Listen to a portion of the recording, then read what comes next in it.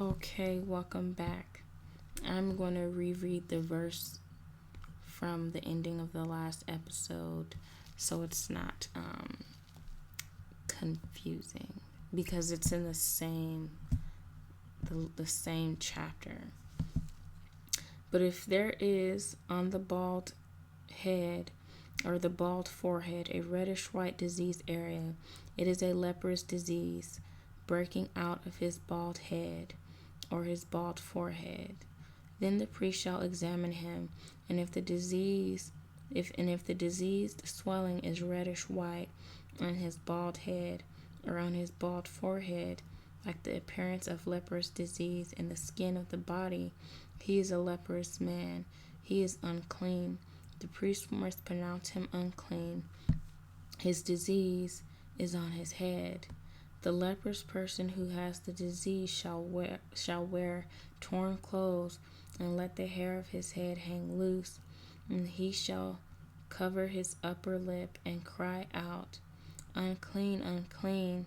He shall remain unclean as long as he has the disease. He is unclean. He shall live alone. His dwelling shall be outside the camp. When there is a case of leprous disease in a garment, whether a woolen or a linen garment, in warp or wool of linen or wool, or in a skin, or in anything made of skin, if the disease is greenish or reddish in the garment, or in the skin, or in the warp of the woof, or in the warp or the woof, or in any article made of skin, it is a case of leprous disease, and it shall be shown to the priest.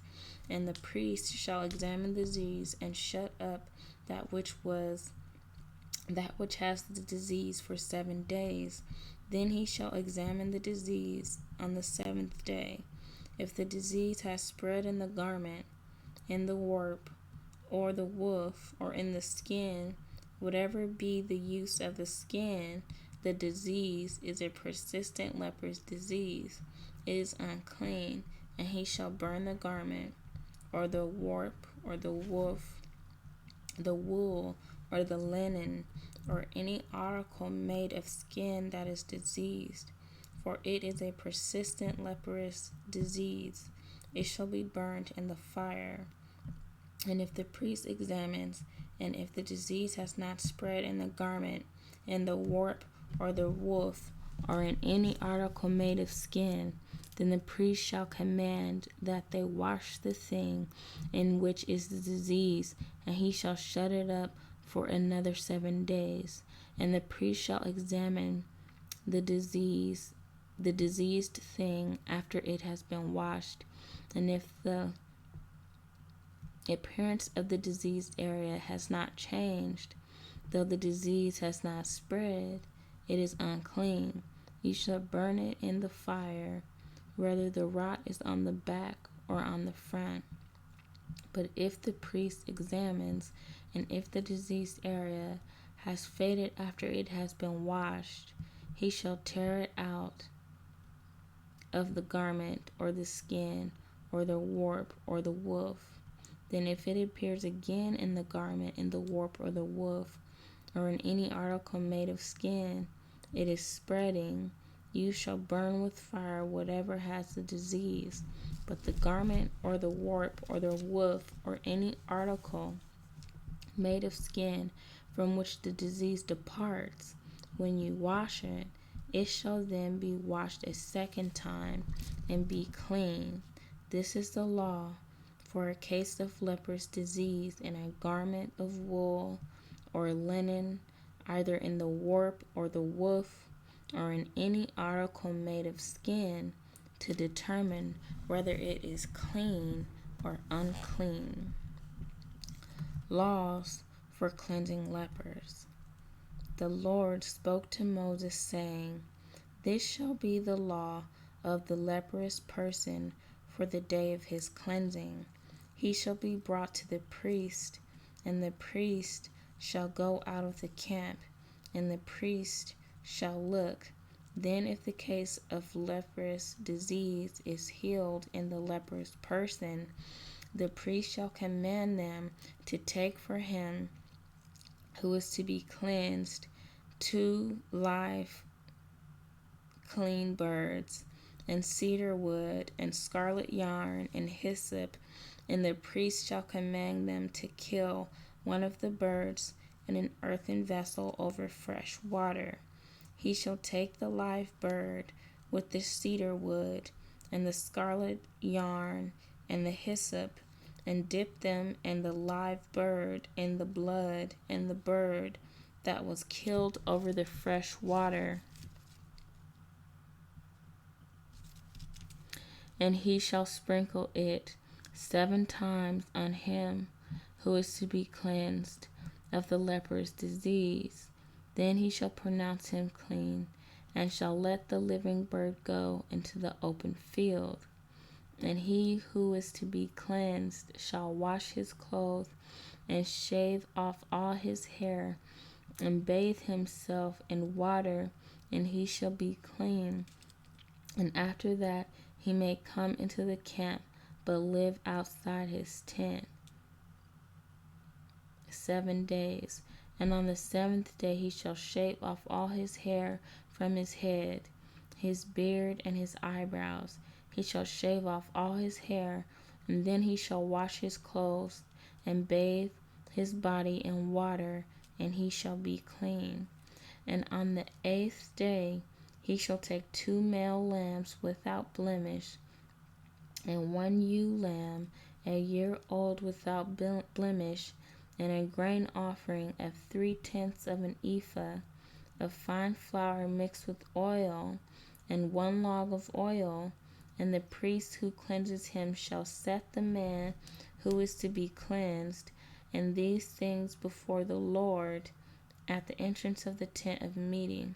And the priest shall take 1 of the male lambs and offer it for a guilt offering, along with the log of oil, and wave them for a wave offering before the Lord.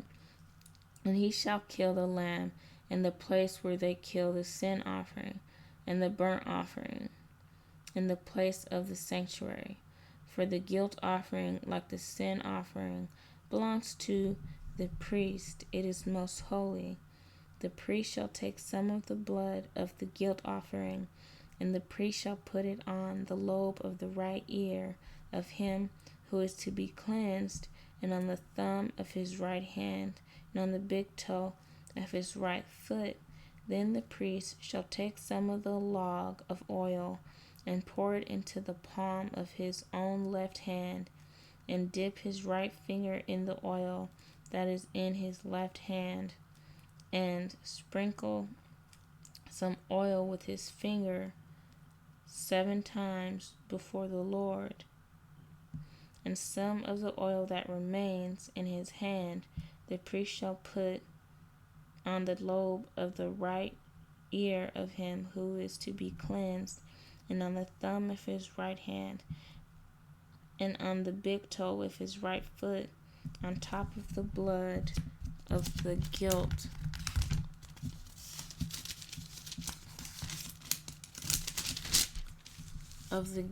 offering.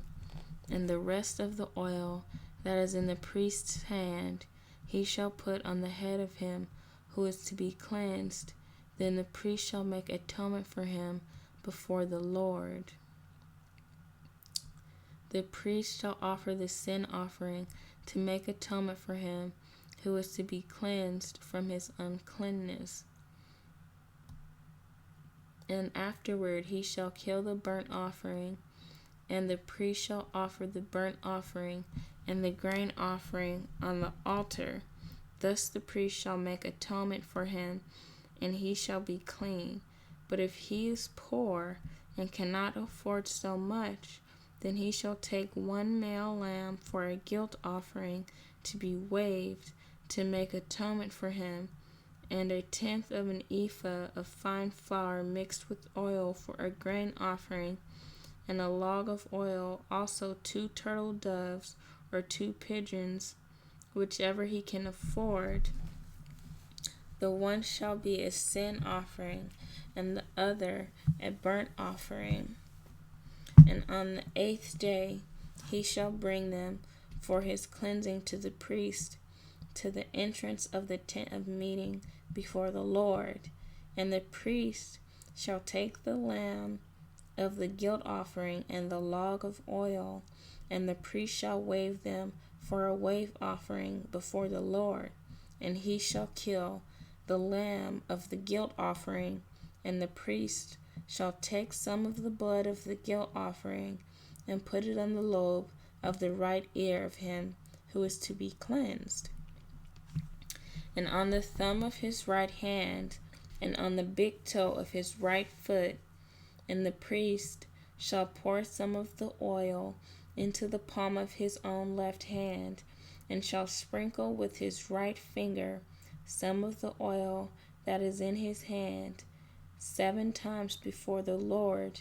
And the priest shall put some of the oil that is in his hand on the lobe of the right ear of him who is to be cleansed, and on the thumb of his right hand, and on the big toe of his right foot, in the place where the blood of the guilt offering was put. And the rest of the oil that is in the priest's hand he shall put on the head of him who is to be cleansed, to make atonement for him before the Lord. And he shall offer of the turtle doves or pigeons, whichever he can afford, one for a sin offering, and the other for a burnt offering, along with a grain offering. And the priest shall make atonement before the Lord for him who is being cleansed. This is the law for him in whom is a case of leprosy, is a case of leprous disease, who cannot afford the offerings for his cleansing. Laws for cleansing houses. The Lord spoke to Moses and Aaron, saying, when you come into the land of Canaan, which I give you for a possession, and I put a case of leprous disease in a house in the land of your possession, then he who owns the house shall come and tell the priest, there seems to me to be some case of disease in my house. Then the priest shall command that they empty the house before the priest goes to examine the disease, lest all that is in the house be declared unclean. And afterward the priest shall go in to see the house, and he shall examine the disease. And if the disease is in the walls of the house, with greenish or reddish spots, and if it appears to be deeper than the surface, then the priest shall go out of the house to the door of the house and shut up the house 7 days. And the priest shall come again on the 7th day and look. If the disease has spread in the walls of the house, then the priest shall command that they take out the stones in which is the disease, and throw them into an unclean place outside the city. And he shall have the inside of the house scraped all around, and the plaster that they scrape off they shall pour out in an unclean place out of the city. Then they shall take other stones and put them in the place of those stones, and he shall take other plaster and plaster the house. If the disease breaks out again in the house after he has taken out the stones and scraped the house and plastered it, then the priest shall go and look, and if the disease has spread in the house, it is a persistent leprous disease in the house. It is unclean, and he shall break down the house, its stones and timber, and all the plaster of the house, and he shall carry them out of the city to an unclean place. Moreover, whoever enters the house while it is shut up shall be clean until the evening. And whoever sleeps in the house shall wash his clothes, and whoever eats in the house shall wash his clothes. But if the priest comes and looks, and if the disease has not spread in the house after the house was plastered, then the priest shall pronounce the house clean, for the disease is healed. And for the cleansing of the house, he shall take 2 small birds with the cedar wood and scarlet yarn and hyssop, and shall kill one of the birds in an earthenware vessel over fresh water, and shall take the cedar wood and the hyssop and the scarlet yarn along with the live bird, and dip them in the blood of the bird that was killed and in the fresh water, and sprinkle the house 7 times. Thus he shall cleanse the house with the blood of the bird, and with the fresh water, and with the live bird, and with the cedar wood and hyssop and scarlet yarn. And he shall let the live bird go out of the city into the open country, so that he shall make atonement for the house, and it shall be clean. This is the law for any case of leprous disease, for an itch, for leprous disease in a garment or in a house, and for a swelling or an eruption or a spot, to show when it is unclean and when it is clean. This is the law for leprous disease.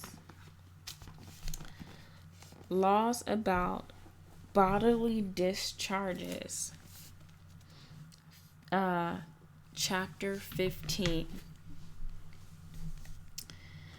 The Lord spoke to Moses and Aaron, saying, Speak to the people of Israel, and say to them, When any man has a discharge from his body, his discharge is unclean, and this is the law of his uncleanness for a discharge, whether his body runs with his discharge, or his body is blocked up by his discharge, it is his uncleanness.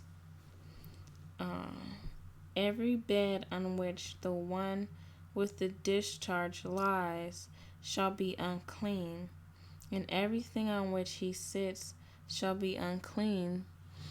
And anyone who touches his bed shall wash his clothes and bathe himself in water and be cleaned until the evening. And whoever sits on anything on which the one with the discharge has sat shall wash his clothes and bathe himself in water and be cleaned until the evening. And whoever touches the body of the one with the discharge shall wash his clothes and bathe himself in water and be unclean until the evening. And if the one with the discharge spits on someone who is clean, then he shall wash his clothes and bathe himself in water and be unclean until the evening. And any saddle on which the one with the discharge rides shall be unclean, and whoever touches anything that was under him shall be unclean until the evening. And whoever carries such things shall wash his clothes and bathe himself in water and be unclean until the evening. And anyone whom the one with the discharge touches without having rinsed his hands in water shall wash his clothes and bathe himself in water and be unclean until the evening. And an earthenware vessel that one with the discharge touches shall be broken, and every vessel of wood shall be rinsed in water. And when the one with the discharge is cleansed of his discharge, then he shall count for himself 7 days for his cleansing, and wash his clothes, and he shall bathe his body in fresh water, and shall be cleansed. And on the 8th day he shall take 2 turtle doves or 2 pigeons, and come before the Lord to the entrance of the tent of meeting, and give them to the priest. And the priest shall use them, one for a sin offering, and the other for a burnt offering. And the priest shall make atonement for him before the Lord for his discharge. If a man has an emission of semen, he shall bathe his whole body in water, and be unclean until the evening. And every garment and every skin in which the semen comes shall be washed with water, and be unclean until the evening. If a man lies with a woman and has an emission of semen, both of them shall bathe themselves in water, and be unclean until evening.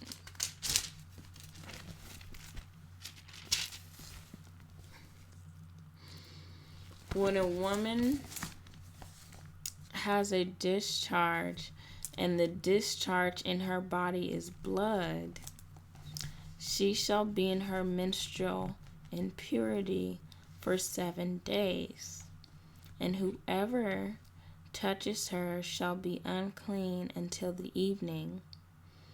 And everything on which she lies during her menstrual impurity shall be unclean. Everything also on which she sits shall be unclean, and whoever touches her bed shall wash his clothes and bathe himself in water, and be unclean until the evening. And whoever touches anything on which she sits shall wash his clothes and bathe himself in water, and be unclean until the evening, whether it is the bed or anything on which she sits. When he touches it, he shall be unclean until the evening. And if any man lies with her, and her menstrual impurity comes upon him, he shall be unclean 7 days, and every bed on which he lies shall be unclean. If a woman has a discharge of blood, or for many days, not at the time of her menstrual impurity, or if she has a discharge beyond the time of her impurity, all the days of the discharge she shall continue in uncleanness, as in the days of her impurity. She shall be unclean. Every bed on which she lies, all the days of her discharge, shall be to her as the bed of her impurity, and everything on which she sits shall be unclean, as in the uncleanness as her menstrual impurity. And whoever touches these things shall be unclean, and shall wash his clothes, and bathe himself in water, and be unclean until the evening. But if she is cleansed of her discharge, she shall count for herself 7 days, and after that she shall be clean. On the 8th day she shall take 2 turtle doves or 2 pigeons, and bring them to the priest to the entrance of the tent of meeting. And the priest shall use one for a sin offering, and the other for a burnt offering. And the priest shall make atonement for her before the Lord for for her unclean discharge. Thus you shall keep the people of Israel separate from their uncleanness, lest they die in their uncleanness, by defiling my tabernacle that is in their midst. This is the law for him who has a discharge, and for him who has an emission of semen, becoming unclean thereby. Also for her who is unclean with her menstrual impurity, that is, for anyone male or female who has a discharge, and for the man who lies with a woman who is unclean.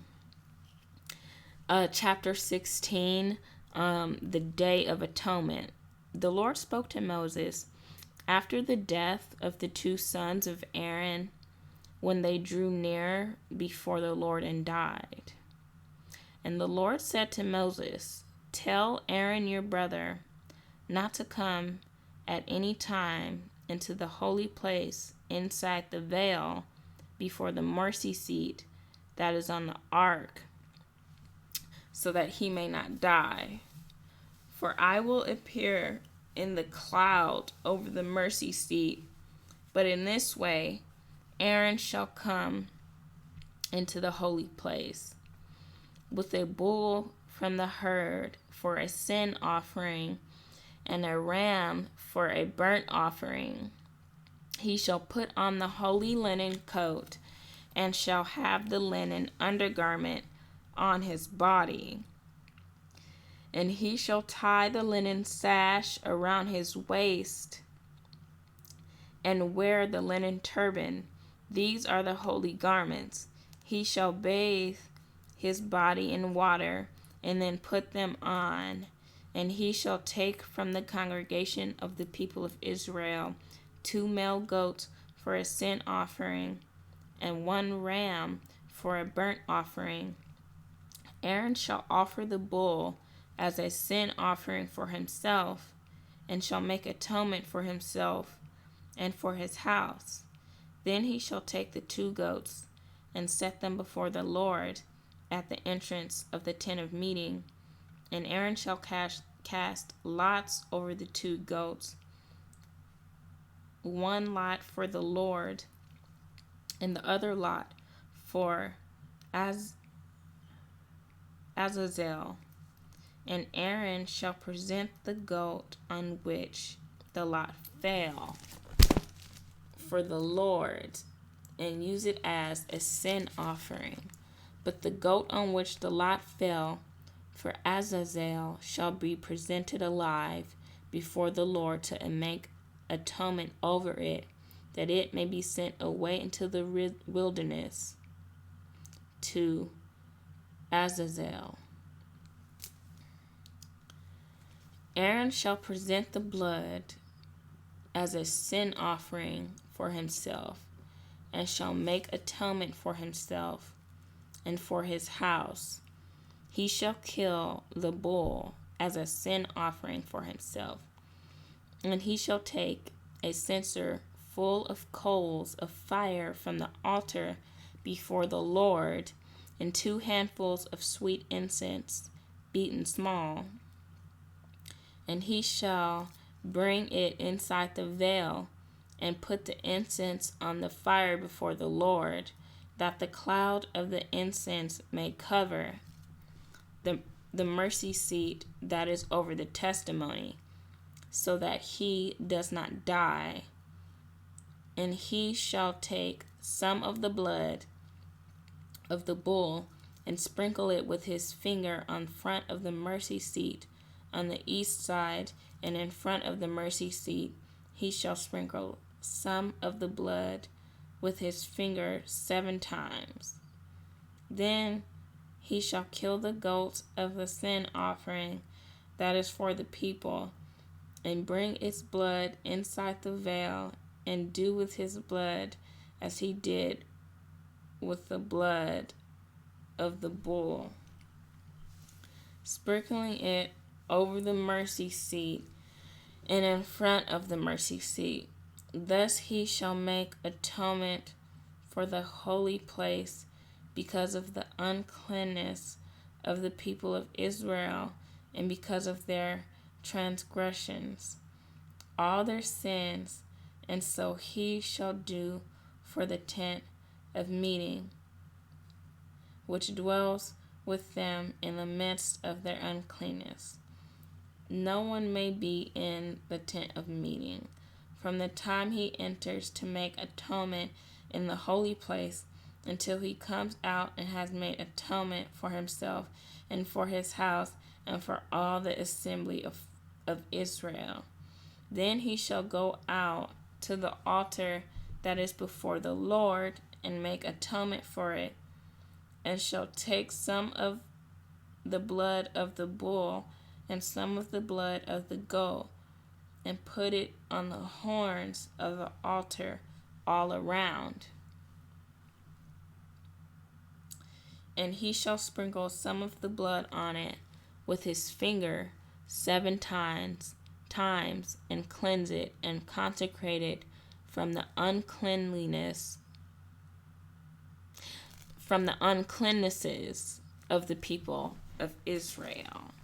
Okay, and so we are gonna end it right there and pick it up in the next episode. Now, since this is in the same chapter, I will reread just that little verse that I just read so that it's not confusing. Okay, so see you next time.